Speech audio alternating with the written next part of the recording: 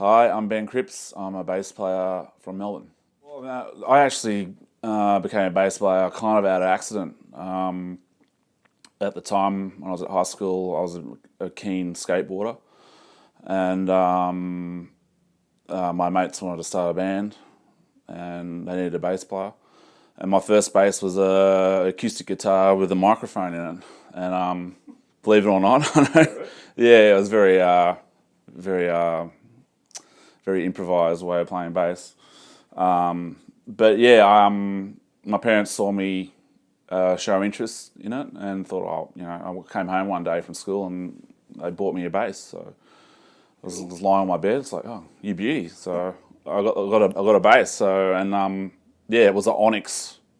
I don't know if you heard of Onyx. No. They're like cheap Chinese thing. Yeah, just a PJ sort of setup, white. It was all right. I did the trick. Obviously it wasn't a Fender or anything like that, but So what kind of music were you playing in the band?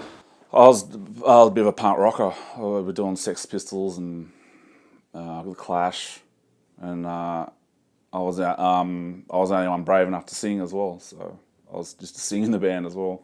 But my first and last time of being a lead singer, really. But that was fun. Our band was called Attitude Problem. Nice. Yeah. Yeah. And that's sort of how I started. And So how old were you then? I was about it was 89, so what's that, 14? Yeah. Just 14 when I started playing bass. So Same as me. yeah. So was there a moment like at the end of high school or whatever where you kind of decided you wanted to make bass playing your career? Yeah, well, as soon as I started playing, I mean, that took preference over everything, because I was either a professional skateboarder at that point, which, I'm kind of glad I'm not, because, I probably would have broken many bones by now, or, I played bass, and I just love bass so much, I just explored the bass more, and, yeah, so that was it, yeah, I was hooked, loved it. Did you go on and study? Later on, I did. Yeah, I went. I did the conservatory in music in Sydney when I was 25. I went and as a mature age student and did the 2-year jazz course, associate diploma in jazz studies. So, yeah, there's my piece of paper right there. Woohoo! Yeah, that's the only study I've done, but I'm considering going back to do my bachelor at some stage. Yeah. So what were you doing between like 18 and 25, dare I ask? Well, when I first started playing, I was just like playing cover bands with my mates, and then at 18, 19, I actually that's when I met my wife Lisa. I started playing with her in her band a lot, so we did a lot of gigs around Sydney, and so just a lot of local sort of gigs around Sydney at the time. And it wasn't until I was about 25 I got my first high-profile gig, which was with Human Nature. So I've been with them ever since. So I've been playing with them for 15 years. So. Cool. Yeah. Is there anyone you'd say was like really influential in your development? My first bass teacher certainly, he was quite good. He obviously got me right into it and got me to. In high school? Yeah, at high school, and his name's Craig Hitchcock. I think he's still around actually. He does lots of gigs in Sydney still. But yeah, he was great. He got me going. Got the ball rolling, so to speak. Got me to learn the right stuff. Lots of scales and technique. Yeah, technique, and yeah, he was good. Yeah, cool. And was there at that time like any bass players and stuff that you were really checking out? Oh, look, it's probably going to sound really cliche, but at that when I was that age, when I heard Blood, Sugar, Sex, Magic, I mean that changed my life pretty much. I learnt that record back to front. I loved it, and it opened a lot of doors of other styles of music as well, because I wasn't really that familiar. Because back then I was a bit of a rock, metalhead, sort of. I was into Soundgarden and all sorts of different bands, all the heavier stuff, punk rock obviously as well. And it just sort of opened these doors. I wanted to see where Flea got his vibe from.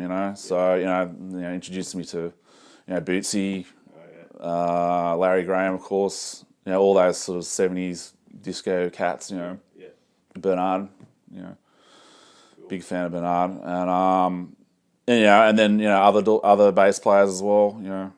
Just all the whole era. And I ended up getting into whole different styles from that record pretty much. Yeah. And then later on, you got more into the Jameson and. Yeah.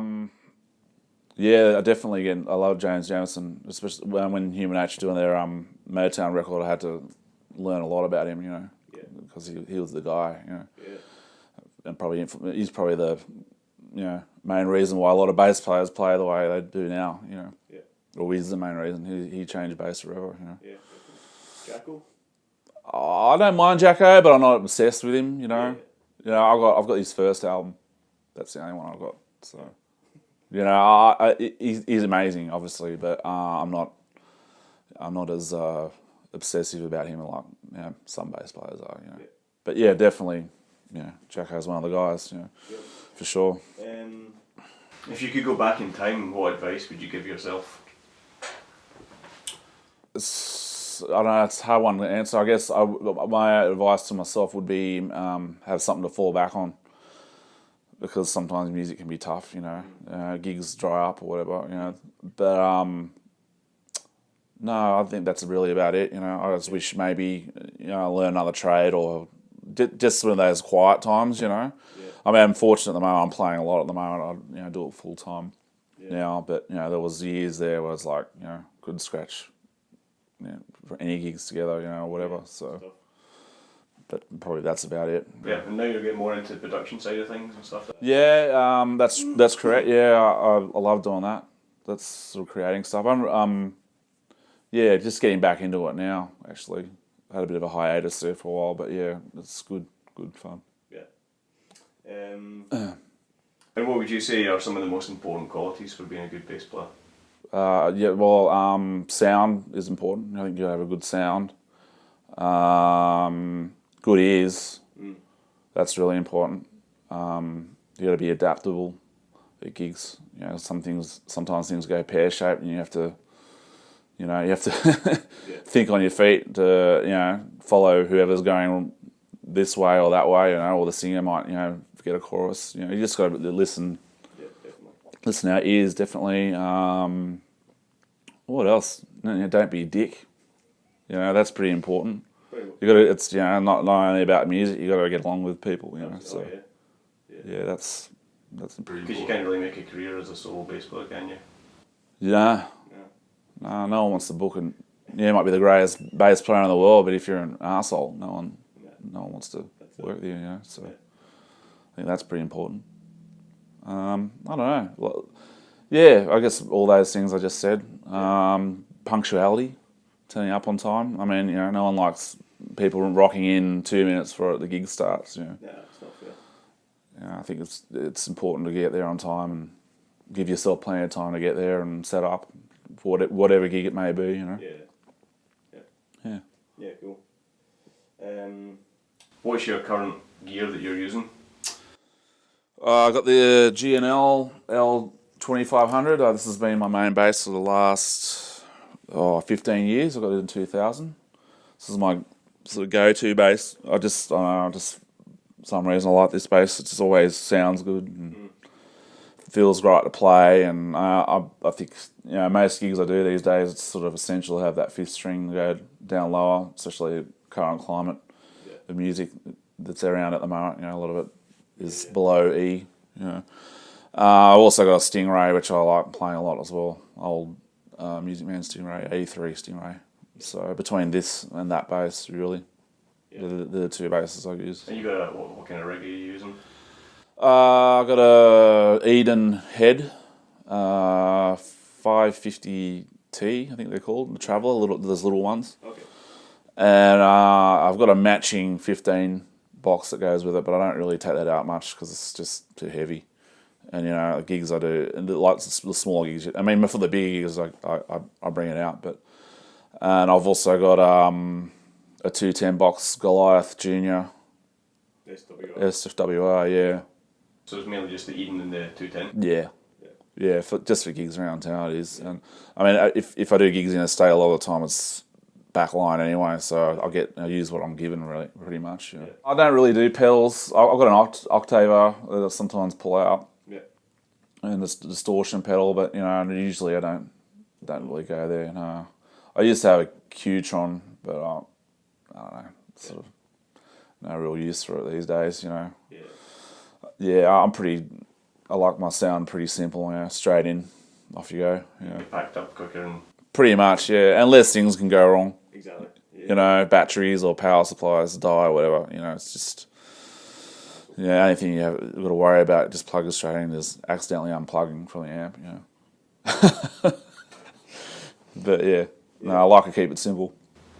Is there anything that you're currently working on with your playing?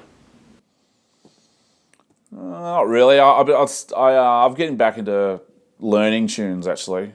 I want to try and do some more transcriptions. Get into the heads of other bass players really, and that's sort of my thing at the moment. Which I used to do a lot when I was first starting. That's all I did was learn songs. But throughout the years, just to stop doing that. But I'm sort of like revisiting tunes that I've either always wanted to check out and learn, or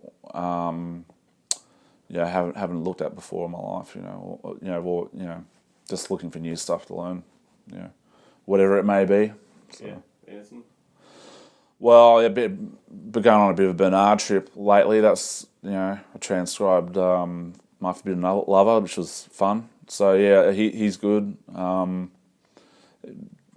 some Jamiroquai stuff. I don't know. Dynamite, there's a song called Star Child I've been looking at, which is pretty serious bass line. Yeah, cool. That's fun. Been fun to look at that. I don't know who the bass player is. That album's got all different guys. So. Not Stuart Zender, is it? No. He'd left by then. It's Life or something. Yeah, this album, I think it's got like 3 different bass players. Randy Hope Taylor. Oh really? Yeah, he played on it. I don't think it's him playing on this song though. Yeah. He's obviously from Incognito, that being Incognito, so. Yeah, he's right. Yeah, just learning songs, and obviously, for work and for pleasure, so that's my thing at the moment. And, maybe woodshedding, every now and again I woodshed. I'm the worst at that, But, every now and again I get back on my scales and stuff. Yeah. And what about upright? Does that get a lot of use? Yeah, it has been of late. I've done a few. Did a recording earlier this year for a guy called Craig Johnston, who played double bass for him, and I do the odd upright. I do more electric, but I do still do a few upright gigs. I'm doing a New Year's Eve gig this year where I have to play upright. So. Oh really? Yeah. So yeah, I mean, obviously like to play it more, but I practice it a lot. Yeah. So. Just gotta do some more gigs on it, But I'm so busy doing electric gigs, so. It's good to be able to do both, though. Oh, absolutely, yeah. It's good. It's hard work, but it's good. Yeah, cool. Yeah. Would you have any advice for bass players, starting out today, trying to get into the scene or trying to get gigs? Like, what do you reckon the kids nowadays should be doing? The scene's quite different from what it was like 20 years ago. Sure. I reckon they should just kids should learn as many songs as possible. Yeah. I think that's my first thing I'd say as a player. Just get a list of songs and learn them, because no doubt you'll once you start doing these local gigs around town, cover gigs, you'll be asked to play them. So just learn songs. That makes yourself much more employable. Exactly. Yeah. You already know this stuff. Exactly. Yeah. I don't know. Hang out and be a part of the scene. It's it's sort of like not what it's who a bit these days. Yeah. Or it always has been really. Yeah. So yeah, just get out there amongst it if you can. You know, meet new people, try and play with as many people as possible. You know. Practice heaps. Yeah. I mean, yeah, you're not going to improve unless you practice. So that's really important. Yeah. Yeah, work on your sound. Work on all aspects of bass playing. You know. Yeah. Cool. Have an open mind as well. Don't be stuck to one genre. Yeah, because you never know what's going to take off. Exactly, and I mean, guys who can play all styles get booked more than guys that exclusively rock or R&B or whatever. I think you should have an open mind. Yeah, and they all kind of feed into each other as well. Like stylistically, I find that when I'm doing pop stuff, or whatever, or funk stuff, like you can see the connection between like the jazz stuff to the Motown stuff to the rock and roll stuff. Like it all works together. Absolutely. And then you start to develop your own sound, I think. Yeah, I think so. Yeah. Oh, that's right, and that's from also playing all different styles of music. You definitely get your own sound. So. Cool. And lastly, is there any projects or bands that you're involved in just now that you want to plug? Yeah. Oh, not really. I'm just working on my own stuff with my wife. So and I've sort of been writing a bit and. Huh? Does that have a name? It's just my wife. It's just my wife, Lisa Maxwell. Okay. Yeah, I've just been writing songs with her, and and other sort of things in the studio. Just trying to, get some stuff going. You know what it's like writing. It's a tricky one. Definitely. Your own worst critic sometimes, and then some will never see the light of day. But I'm trying to, not be so self-critical and get stuff out there. So yeah. But yeah, no, what are the original projects? No, not really. I'm just freelancing at the moment. Yeah. So cool, man. Yeah. That's it. Yeah. Great. Awesome, thanks. No worries. Thank you.